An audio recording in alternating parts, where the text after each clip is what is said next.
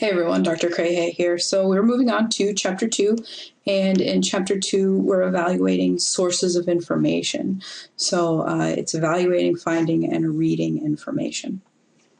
In this video I'll focus on one specific piece of that, and that is the research versus your experience. So we'll talk about why we should value research evidence over our own personal experience. We'll have another video discussing intuition and then authorities, and there's also a longer video on how to navigate things like PsycInfo, the university library website, Google Scholar, and how to find these research articles so that you can start to leverage them in your everyday life. But for now, we'll talk about research versus your experience.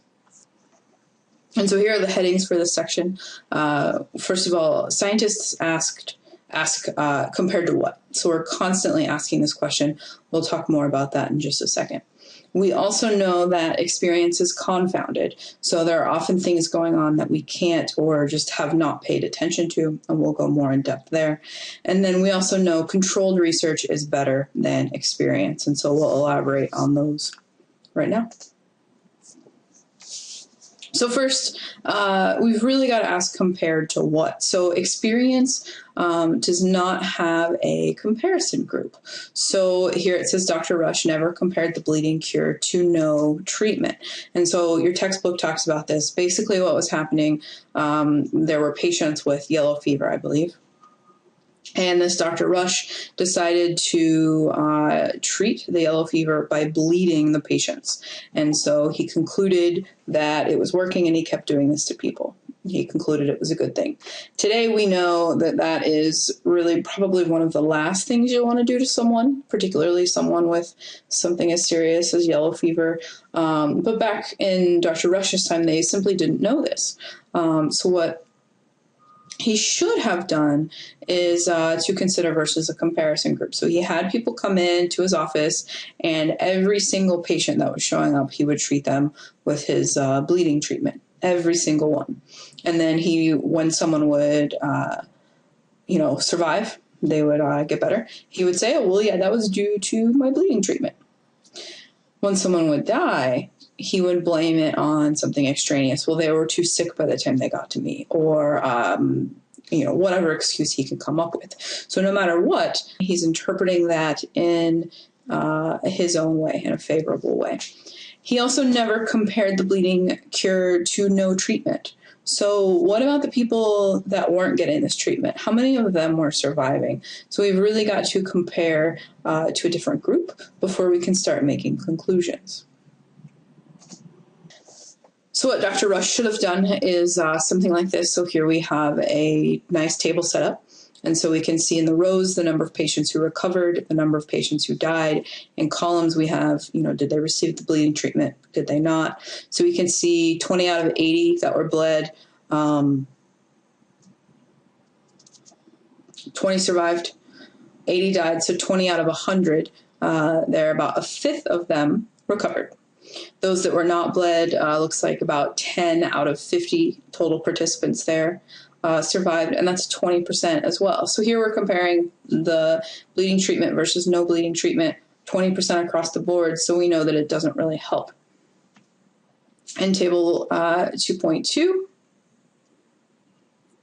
we see how even a very, very small change in a variable or in a statistic can change the outcome quite a bit. So here we still have 20 out of 100, 20% patients recovered when receiving the bleeding treatment. Here we're changing just that one cell. We're saying one patient died, 10 survived. So now we have a 10 out of 11 ratio. So 91% of those that were not bled recovered there. So even small changes can make really big differences. So it's important to really investigate, dig deeper, and use a comparison group when making decisions. Here are a couple of examples of the lack of a comparison group. So this first one, does volunteering keep you young, was taken from a ladies' home journal.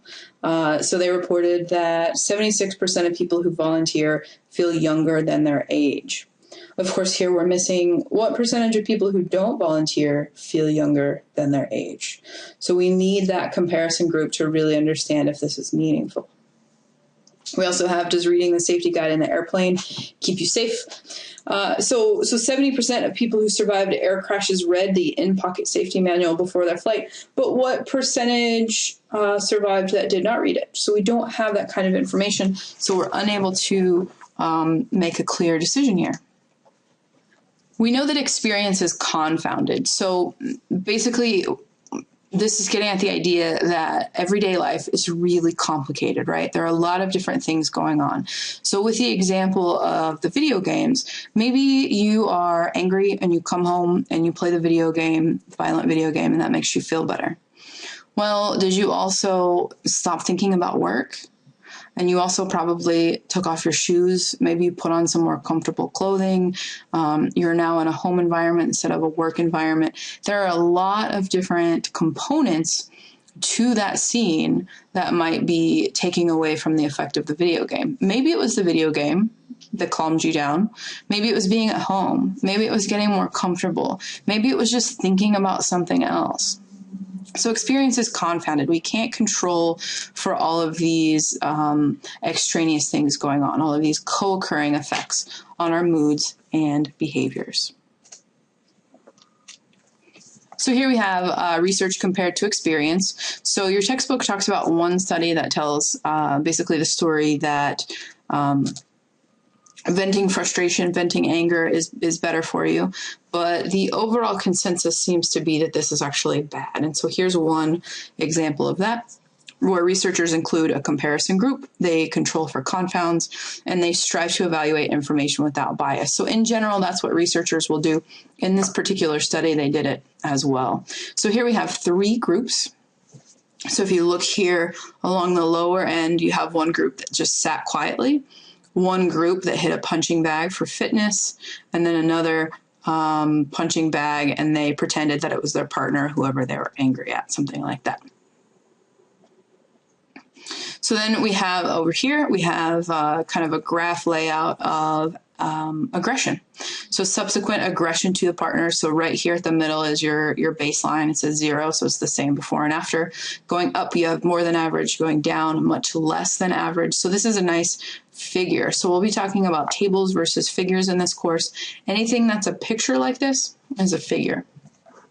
So the group that just sat quietly, much less aggression than average. The group that hit the punching bag for fitness had essentially no change. And then the group that hit the punching bag and pretended it was their partner, they had much higher levels of aggression. So this is a much better designed study that really shows the importance of a comparison group. So we have to ask ourselves, versus what? Against what? What are we comparing against?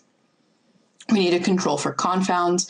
So, if you're trying to calm the baby and you're rocking them back and forth and you're giving them food and you're doing this, that starts to complicate things. So you need to have a tight controlled settings to eliminate those confounds. And then, of course, just evaluate the information without bias. This is difficult, but it gets easier with practice.